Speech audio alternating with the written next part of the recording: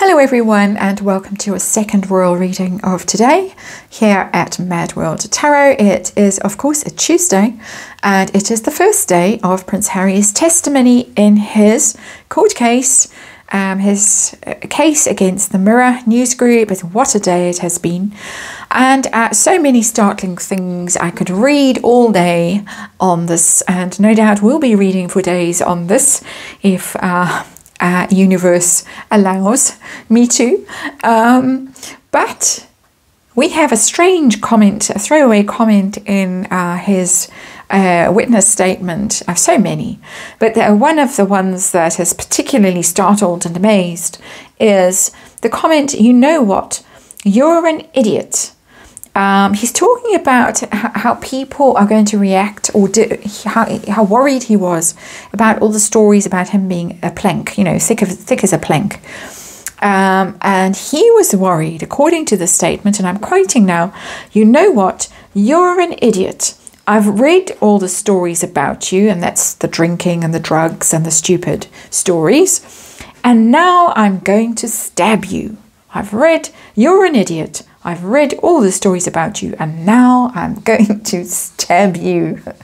And I'm laughing because it is so absurd, but it's also pathetic, in my opinion, of course, or just my opinion here.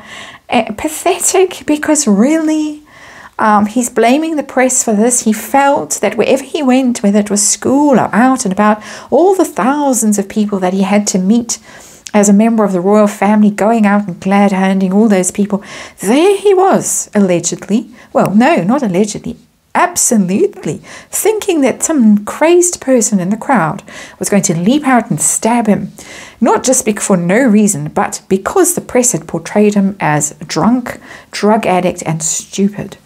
That's basically it.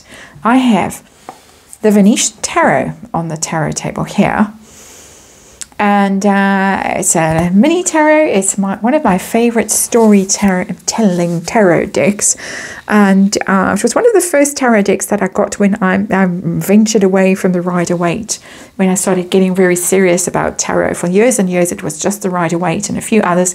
Then I started going around and looking for quirky tarot decks that would tell me different stories, and the Venetian Tarot does. So we're going to look at this now, little 5-card reading.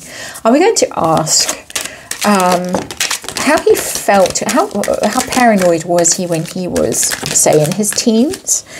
It's a very stabby kind of a tarot deck, which is why I have it out. And then how he feels now, how concerned about his personal security is he now? We know that there are all these endless court cases going on about his security, but we all kind of thought it was about money and status, but it seems to be really, he honestly believes that some crazy person is going to leap out and stab him because he's thick. I'm being snarky, but that is the gist of it, really. Where did this paranoia come from? Did it come from Mummy? Where did it come from, this idea that a crazy person lying in wait going to stab him because of what the media said about him? It's bizarre. And is he ever going to get over it? Is he ever going to wake up and think, well, you know what, I've spent, how old is he, 38 or so years waiting for some crazed person to attack me, and crazed people attack people every day, not just because they're royal, not because they've had articles written about them. I should know I live in one of the most violent countries in the world, where it's full of crazy people attacking people every day. Anyway, that's an aside. Tarot reading here for fun and entertainment, and it's all just my opinion, all just speculation, and read on energy here, archetypal energy involving the royal family, who are the archetypal family. Disclaimer in the box below, please read it. Please note the copyright to Mad World Tarot. And on we go. We have the Death card as our underlying energy. And for once, I'm going to read that card as a literal death card. He really feels that his life is at risk, that the Grim Reaper is waiting for him. Wherever he goes, wherever he steps out the door, somebody could pounce and do him mortal harm. My opinion. energy of the tarot deck, Death card.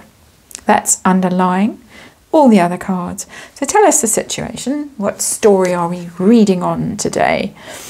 And we're reading on the Four of Pentacles in reverse. Four of Pentacles in reverse is about loss of control. So literally someone who's a bit cray-cray, who's lost their marbles and is unhinged, can be in the Four of Pentacles energy in reverse. Him also, that this is some terror of not having control over his own personal safety, his world. It's giving me a kind of an OCD energy,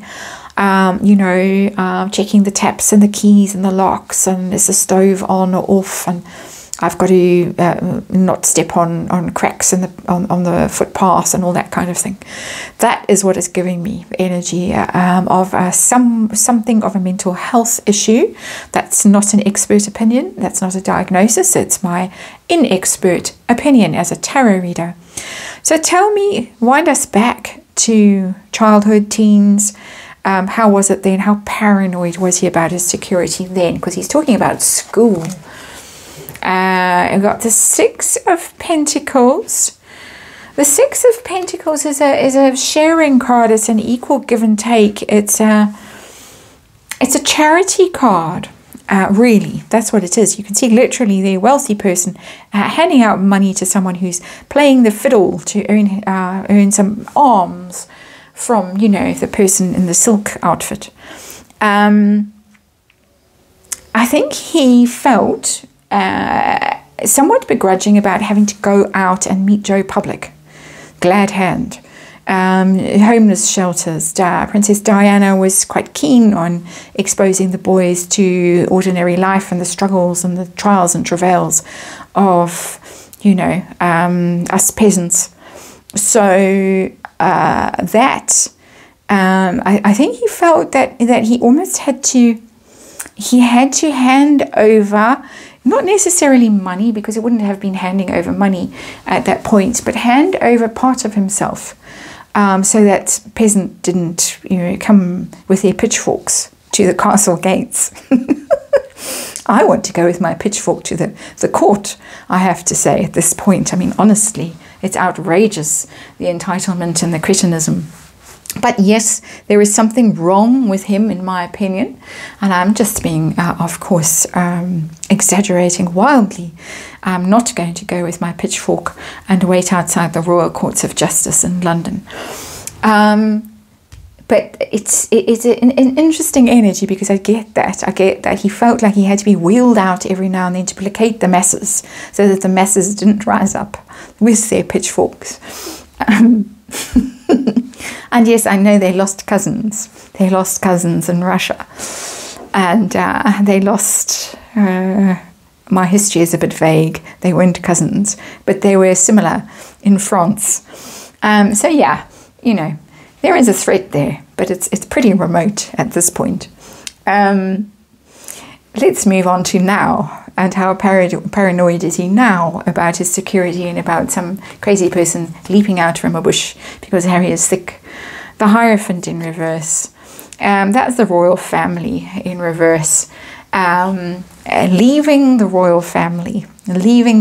He's left that status, that rule, that order, that hierarchy, that place that makes sense. And where rules are obeyed, because that's what the Hierophant is about. This is what you have to do. These are the rules. This is how the world works. This is how this organization operates. You know your place. You do your thing. But he's out now. He's out of that. And of course, you only get the RPOs and all the rest of it if you're in there. He is out. So his fear comes from being out of that safety net, of that structure where everybody knows what they've got to do, and you don't have to worry about things like that yourself. And we heard that he missed his day in court yesterday because of his tricky security and travel situation, allegedly actually propping up the bar in Soho House in London. He looked worse for wear today, in my inexpert opinion. We're having a look at that as well at some stage. But anyway, let's move on to, where does this all come from? This notion that you're an idiot and now I'm going to stab you. It sounds like something that, you know, a school bully would say, or the rough kids in a park. Surely he didn't get to meet that kind of energy nowadays, for sure.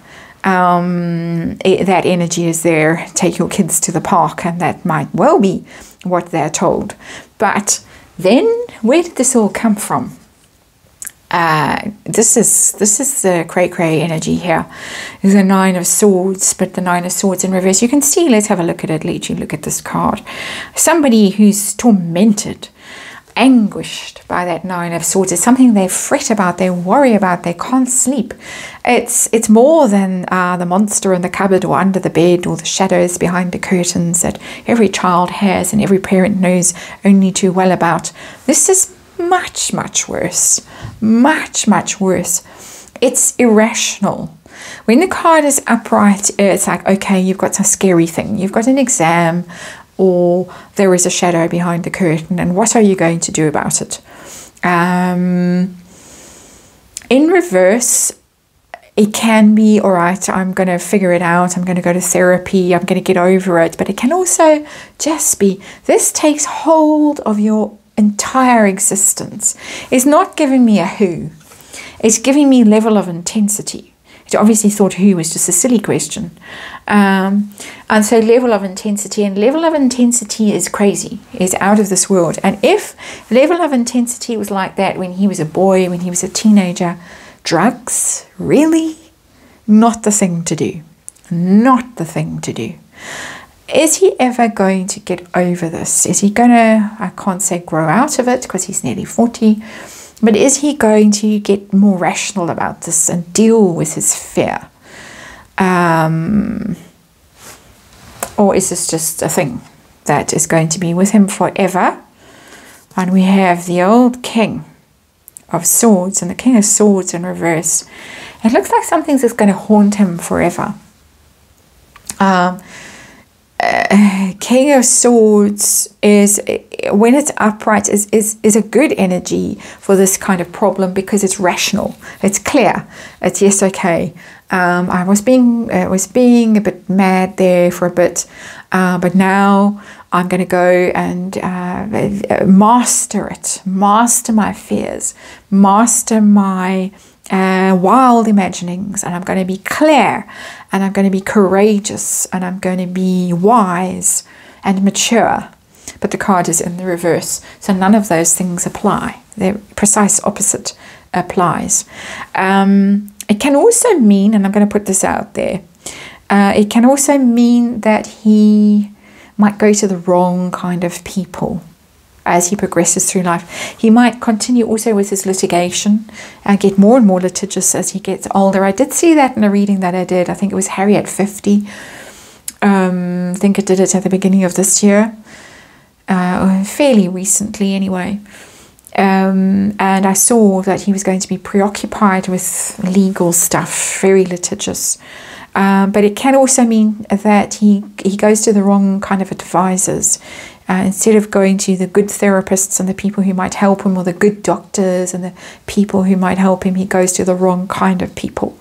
People who really are going to make that 9 of Swords worse rather than better. And I think we've seen proof of that already today in court. And we read about it in Spare, and we saw it in that car chase with the scooter in New York and the docky, the mockumentary, and we saw it again in the near catastrophic car chase in New York a few weeks ago, where Harry looked quite freaked out. Madame had a lovely smirk on her face, and Doria was checking her social media. People speculate she was certainly checking her phone to see what was going on. That is my opinion, and many other people's opinions as well. That's your reading. My goodness, do we have the strength for tomorrow? What will the morrow bring? We will see, and I will see you again then. Thank you for watching. I'll see you again soon.